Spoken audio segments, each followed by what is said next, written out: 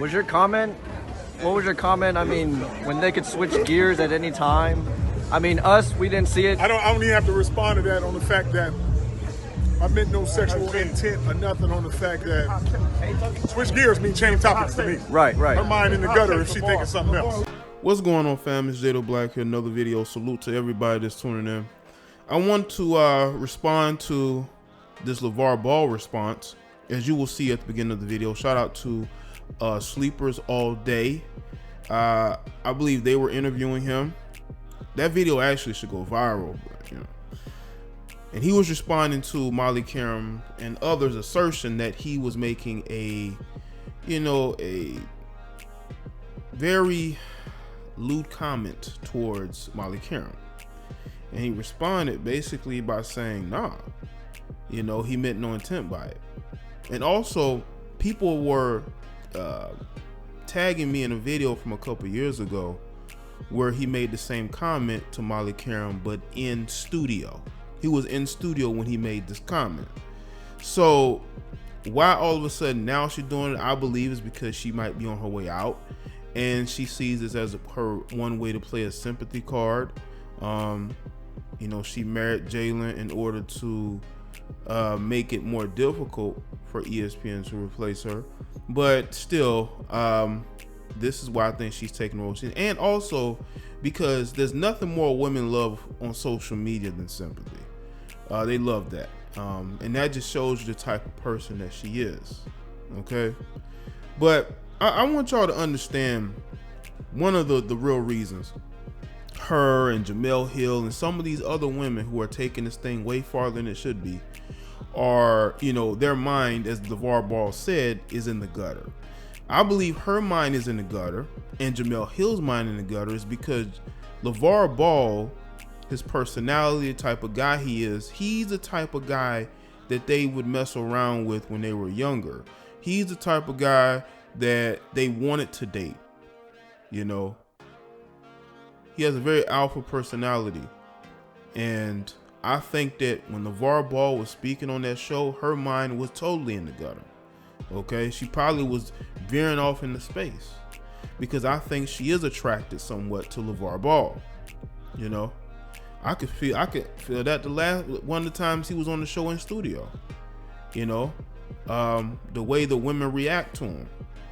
The way some of these males are reacting to him.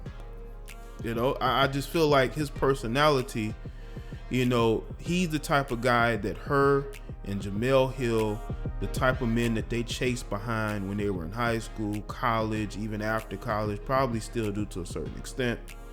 But they're not going to admit it.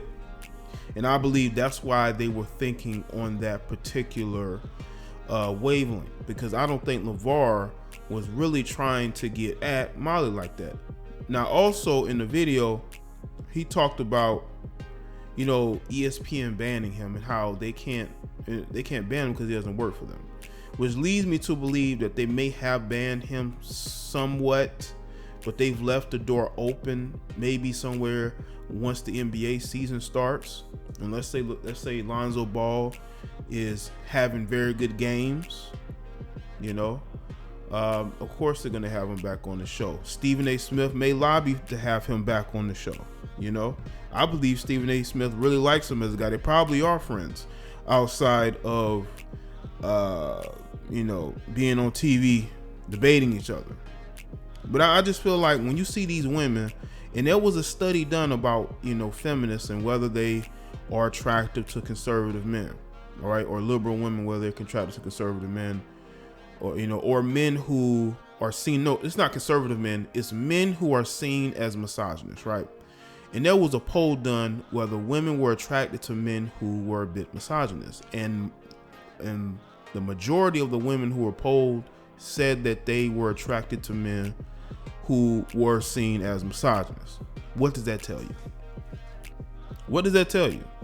It tells you that there are a lot of women out there who are attracted to men who they will, in public say they don't really like, and he's a misogynist, he's a sexist, he's making lewd comments, I'm offended.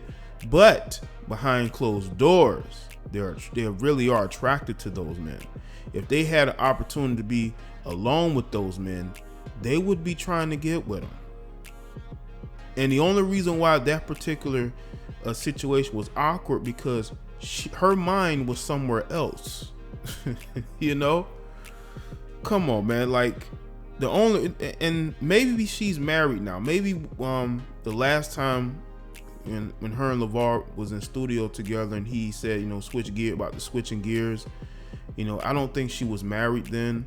But, you know, I don't know what I don't know what it is about marriage or women getting into relationships. They start to get more sensitive about comments that are made towards them. I think that's usually because maybe they've done some dirt, and, you know, again, your subconscious is undefeated, and your subconscious is always going to bubble to the surface, so to speak, you know.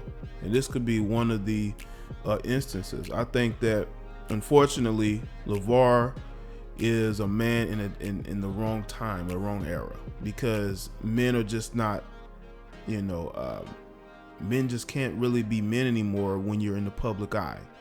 When you're not in the public eye, maybe it's different, but when you're in the public eye, when you're famous, when you're on TV, like networks like ESPN, you know, they like their males weak and effeminate. They like their males beta. They like their males to be, you know, afraid, you know, not really be men, you know, always, you know, seemingly intimidated by their surroundings, you know. And I think that when you have men who are able to stand on their own too and not really be offended by everything, it changes, you know. And I want people to understand, like, in these situations, like with LeVar Ball, it just shows you how much time has changed, because you will see comedians make, you know, jokes that people would consider offensive, that would push the envelope, but that's just how times were. But because nowadays you got Twitter and all these other social media sites where people talk all day long about how offended they are, and if you don't toe the party line, if you don't go along with it, let's say that you're somebody in the spotlight, you're going to get trolled, you're going to get attacked, and you're going to be made to apologize, or you're going to be made to become, you know, part of the sheep herd. And that's what you have on social media. You're going to ban a guy from making a comment that he actually made 2 years ago? What sense does that make, ESPN? LeVar Ball is a huge ratings getter, and you allowed Molly Qerim and her sensitivity. And the one thing I actually praised Molly Qerim on when she first took over the hosting duties on the show was that she wasn't thin-skinned, that she could handle being in you know, at a debate table with men and not allow her feminine feels to be involved. But obviously not. And ever since she's gotten married to Jalen, even a little bit before that, she has gotten worse. Her sensitivity has gotten worse. She's looking for reasons to be offended, looking for reasons to insert herself. You know, like she wants to prove that she's intelligent, that she's there because she's just not a pretty face. Well, excuse me, you're there because you are a pretty face, whether you like it or not. That's why you have those women on Fox News who sit at that couch, or, you know, that, you know, on that show. I think it's called Outnumbered, and they're all wearing short skirts. It's for a reason. It's to bring eyeballs to Fox News, to that particular show. They use sex appeal, you know. And it's the same thing with the weather girls nowadays, especially, you know, like on the Univision shows. Look at the weather girls. It's to bring attention. It's like you watch the show in anticipation of seeing the weather report. And why? Because of the attractive women in short skirts or tight dresses that are going to be doing the weather. You know, I think some American news shows are starting to catch on. I'm starting to see more attractive weather girls over the last couple of years. You know. And I honestly, though, I think that ESPN really had no intention of banning him. I think that initial report that came out may have had some truth to it, even though LeVar Ball's management team basically said that it was a lie. I don't think it was a lie. I just think they didn't inform LeVar. They just informed the media first. But I do believe they did put some sort of TV ban on him, but that doesn't mean they may not have him on their ESPN radio platforms as well. LeVar Ball is a ratings getter. When he's on there, the numbers are higher. Look at the YouTube videos that they put up. Look at the numbers. He's definitely must-see TV because LeVar is authentic. He's not fake. He's not, putting on the front. You could say he's putting on the front, but I think that's just who he is.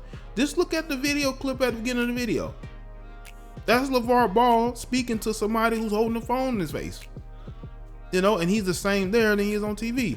The one thing about LeVar Ball people just don't like is the fact that he's braggadocious, the fact that he goes the extra mile to, hype his kids. And I think that that's what people don't like about his personality, but that's who he is. You can't change somebody from who they are. And the same thing's going to be going on with LaMelo is eligible for the NBA draft. When LaMelo's eligible for the NBA draft, he's going to be doing the same thing. Okay?